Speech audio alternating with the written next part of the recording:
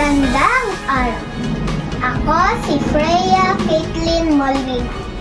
At ito ang pinakahuling ulat tungkol sa Bagyong Ramil na kasalukuyang nakaapekto sa ilang bahagi ng Pilipinas. Ayon sa Pag-asa, si Bagyong Ramil ay huling namataan sa silangang bahagi ng Visayas. Taglay ang lakas ng hangin na aabot sa 75 kilometro bawat oras at bugso na hanggang 75 kilometro bawat oras. Patuloy itong kumikilos pahilagang kanluran at inaasahang tatama sa kalupaan ngayong gabi o bukas ng umaga. Nagpaalala ang NDRRMC sa mga residente na manatiling alerto at agad na lumikas kung kinakailangan. Nakahanda na rin ang mga evacuation centers at mga lokal na pamahalaan para sa agarang tugon sakaling lumala ang sitwasyon.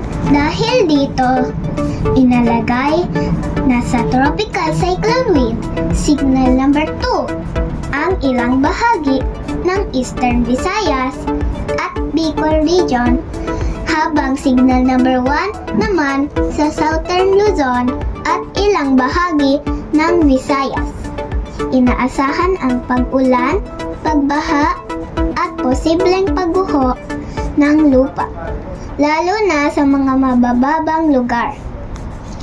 Pinapaalalahanan ang publiko na iwasan ang paglabas kung hindi kinakailangan. Siguraduhin nakahanda ang emergency kit at mahahalagang dokumento.